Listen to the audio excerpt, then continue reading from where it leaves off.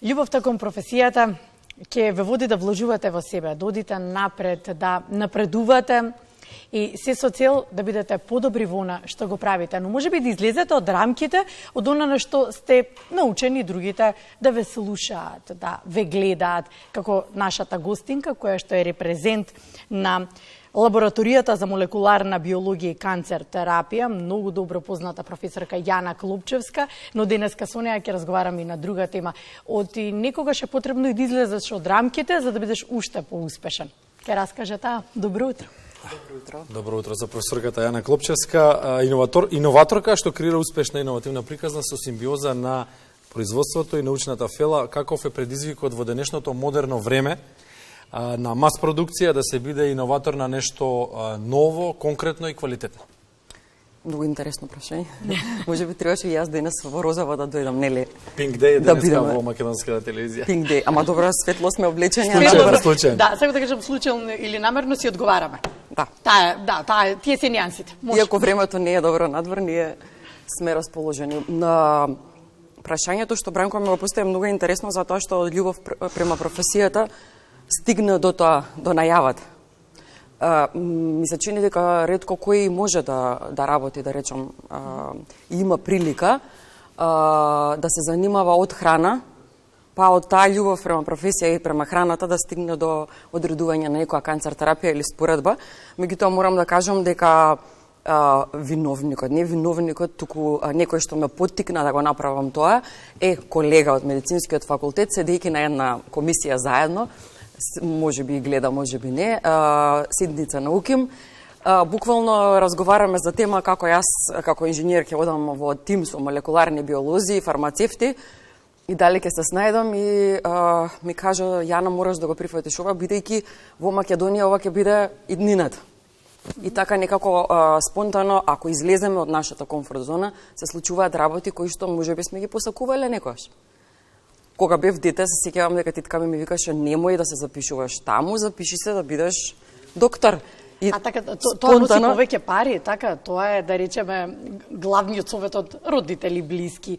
Тука ќе заработиш повеќе, тука не е нов сушност, ако го работиш она што најдобро го знаеш, го сакаш, поинаку е. Да, можеби затоа што се и еден дел од фамилијата доктори, па спонтано ајде ќе го решаваме на тој начин. И јас сакав, меѓутоа некако ми беше тогаш ајде не, ама еве и за докторските студии бев на медицински факултет и за постдокторски студии случајно или не случајно, нели, се случуваат работите да дојдеме да работиме во таков тим. И стварно беше предизвик да можам да добијам клетки од пациенти, за да може да се направи една терапија која што е во Австрија, како работиме ин виво директно, истражувањата се пренесуваат во Универзитетската клиничка болница. Баш понеделник мислам дека сум поканата меѓу една панел дискусија доктори различни, кои што јас ќе се надоврдам само на нивната, нели, експертиза. Не навлегуваме, меѓутоа имаме искуство заедничко да споделим. А гордо сте што конкретно професорката ни доаѓа од Македонија, да еден амбасадор меѓу сите тие истражувачи таму наш. Тешко е некому да излезе од рамките. Зошто? Затоа што комфорт зоната е една удобност која што не секој сака да си ја разниша, да речеме. И страф е да излезеш од рамките. Колку дозволува вашата професија да се биде храбар и да се надмине тој страф? Па јас мислам дека дозволува. Многу. Поготоа ние, знаете како добивам прашање секојдневно, ама тоа е наука. А дозволено е да се истражува во тој контекст? Во контекст на зборуваме за храна и кажуваме некои нови техники, да речеме, што се применуваат, ама тоа е наука. Не, тоа е само излегување од комфорт зона, една апликација на науката, што сакаме да покажеме на обичен, не е тоа обичен, туку едноставно луѓето што немаат допир со експерименти и со лабораторија, да им кажеме дека буквално не е тоа наука, него е нешто што треба да бидеме отворени. А инаку многу е тешко да се излезе од комфорт зона. Јас барам тука во Скопје приметувам дека тоа е најголемиот можеби проблем. И вториот најголем проблем е работа на себе, што многу ретко луѓето работат на себе. Работат на себе во кафеана и не излегуваат од кафеаната во Скопје. Тоа е нашето секојдневие. Секој во својата комфорт зона работи на себе. Шегата настрана, всушност работата на себе не прави да бидеме подобри и да имаме храброст да излеземе од комфорт зоната. Иновации отварат нови можности, особено кога е храната во прашање. Ви имавте истражување во делот на храната и фармацијата, кој што резултираше со пронаоѓање на нов прехранбен производ, колачи. Да, многу интересно. Да, сега колку се прифатени овие решенија? Видете, зависи од буквално водачите на проектот, да речем, на некој начин. Ова се колачињата, така? Да, од колачињата во Храна и суплемент воедно. И храна и суплемент, тоа беше функционална храна. Имавме пресконференција во Фонд за инновација и технолошки развој. Многу беше интересно, фабриката во Гевгелија се потруди да биде толку отворена за соработка, да можеме да правиме работи што е буквално јас ги замислив, ги напишав, па ги направивме во производство. Со се лабораториски, индустријски проби, пуштање на машина, и се, така, да се вратиме на технологијата на некој начин. Значи, не сме само истражувачи, зависи или кој сака да излезе од комфорт зона или не. Буквално рековме, ајде ќе ги направиме и мислам дека таа added value, како се нарекува, храна со додадена вредност, е се поактуелна. Меѓутоа, ова беше во 2019, ми се чини. Од 2019 доста напред на пазарот. Сега веќе имаат функционални производи. Сите прашања до сега беа во насока на следните две. Вашите иновативни решенија беа препознаени, беа поддржани од Фондот за иновации за технолошки развој. Дали секој иноватор може да ја добие неопходната институционална помош, бидејќи му е неопходна? Знаеме дека има приказни што биле и успешни и неуспешни. Дали секој треба да има шанса да го добие своето место под небото со поддршка од институциите кои што треба да го направат, да му помогнат да го направи првиот чекор? Треба, дефинитивно, меѓутоа треба и да знаеме од каде потекнуваат иновациите. Значи, јас во овој систем, колку што гледам, не сакам сега да бидам необјективна спрема нашиот универзитет. Во моментот го води ректорка, значи жена, која што практично размислува како да не насочи и се надевам дека во иднина ние ќе го достигнеме нивото што сакаме. Меѓутоа, јас приметувам секаде кај што работам, секаде се Еве сега моментално ми се кожа од комбуха, многу интересна биохајт, втор тим што ги менторирам. Сега ги најавивте нашите следни гости. Да. Слушаш, менторот на гостите кои што ќе бидат во 9 часот е професорката. Многу ми е мило. Убава најава беше ова. Многу ми е мило. Тука најдов на медиум во кој што стварно има простор за соработка. Девојчињата се прекрасни.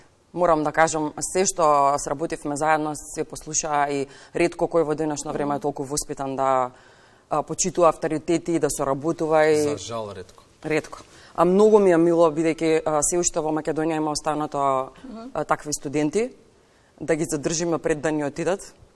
За нив сакам да зборуваме. Фокусот да биде на младите. Младите се отворени кон нови идеи, предизвика да останат тука и да, како да звучува, да наследат дел од вашите истражувања, патот до кој што го отворивте, да го продолжат понатаму. Интересно, вчера имав предавање прв пат со втора година, пошто не предавам во покасните години, и ги замолив да бидат отворени, да излезат од комфорт зона и да соработуваат на проекти. Им кажав, ќе ве ставам буквално во така наречен оган, за да можете да се научите, затоа што утре ве чека.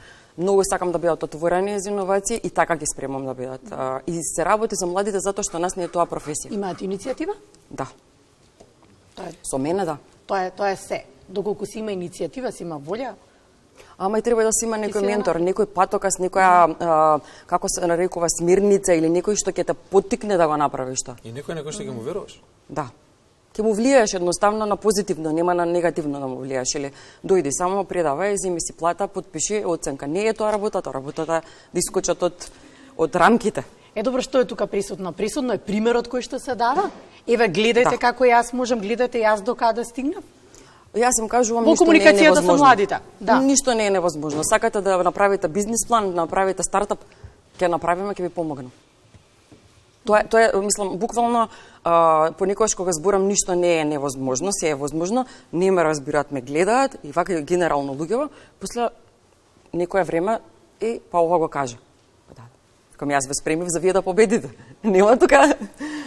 За да победиме сите заедно, така да креираме едно општество во кое што позитивни и убави приказни, иновативни ќе споделуваме, да ни бидат поттик да работиме повеќе.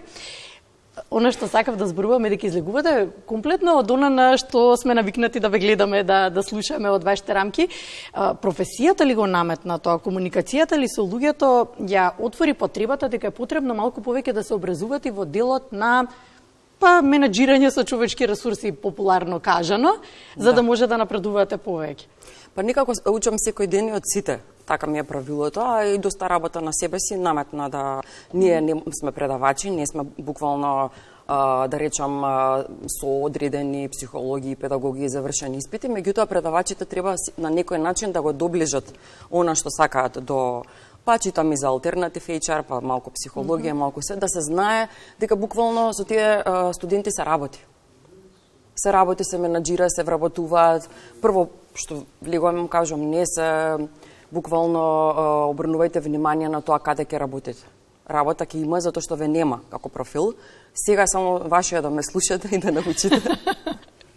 Зашто требате на пазарот? Да, на работа ќе најдеме сите и така со генерации се вработуваат и интересно им е. После веќе прифаќаат ќе не вработат. И толку. Колку треба младите да знаат дека треба да вложуваат во себе? Дали некогаш треба да се застане со едукација? Колку научниот процес и прифаќањето на оно што е научно? За пример, мала дигресија, пред некој ден видовме најави низ медиумите дека во Турција бил предвиден земјотрес. Науката вели дека тоа е невозможно и дека се тоа само сензационалистички наслови кои што се пласирани за да се клика. Еве од нашата сфера нешто. Колку научниот процес е битен во секоја сфера од животот? Човекот да биде силно битие за да може здраво да расудува. Јас мислам дека трендовите одат накај наука, дали во менеджмент или во било која сфера, се учат луѓето да размислуваат аналитички и научно. Че ако ние се учиме science to business, обратно сега. Бизнис се ориентира спрема science, neurolleadership и слични компоненти, затоа што таквиот начин на размислување, да речам научен, доведува до одредени резултати. Затоа што пристапот е аналитичен од сите страни, некако го гледаме пристапот и добиваме една, јас сум работела во различни тимови и гледам дека во последно време, ако ние се обучуваме за некој бизнис, ти е обратно. И тука наоѓаме веќе на многу добри резултати. Што е тренд, што е ин сега, што е актуелно во светот на науката, во делот во кој што патувате многу? Да. Надвор од Македонија. Сега не е многу безпастош, ама добро ќе патувам. Сега со лична карта, тока што можеме. Сега со лична карта. Не, сум шала на страна, да, патувам многу и размислувам како да ја донесам Европа тука, во смисол, не знам, работиме проекти со нови микроорганизми типови, кои што ќе го намалат процесот на време трајањето на разградба на отпадот од 2-3 години на 2-3 дена. Вака речено народски, ќе буквално скратат многу и се сакаме и тие да ги донесеме, па соработуваме со соседните земји, со регионот, со Грција исто така доста често во последно време. Србија гледаме позитивни примери како да се тоа примени и на нашиот универзитет во државата. Интересно е. Како котираме еве и во опкружувањето и подалеку како не гледаат со кои очи, каков профил на луѓе сме таму за нив?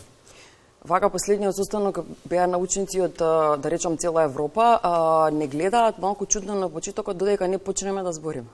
Кога ќе кажеме експертизата, веќе е подруго. Имаат одреден отпор спрема нас. Еве така ја најавивме емисијата, јас бев на престој во Австрија и имав одредени проблеми од типот Балкан. Меѓутоа, со тек на време не прифаќаат дека сме вредни, меѓутоа треба да се покажеме малку повеќе. Кој е виновен за тоа, во наводници виновен? Дали нашиот пиар што самите си го создаваме во светот или наназад години? На години, децени, да не кажам векови. Години, јас не многу малку памтам од Југославија, меѓутоа наназад години, колку што и таму луѓето ме кажаа дека Австрија била изградена од Југославија. Така да, ако години наназад се вратиме, ние сме имале позитивно само тамо мислење, меѓутоа текот на времето покажал некои одредени работи и не генерализираат. Некако Македонија, Србија или цел Балкан. Цел Балкан.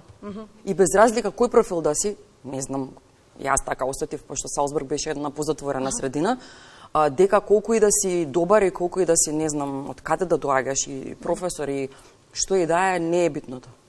Се дека не почнеш да зборуваш.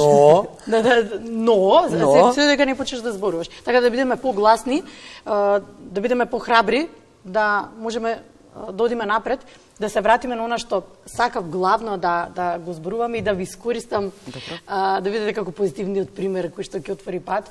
Инвестицијата во себе е влогот за иднината. Дефинитивно. Само да се надоврзам на претходното прашање, но 98% класични статици со нова терапија значи резултат. И таму бев отидена за работа и го покажав резултатот и веќе имаме една друга тоа е вложувањето во себе доведува до тоа и нешто да не знаеш, излегуваш од комфорт зона, работиш во тим и добиваш една продуктивност резултати.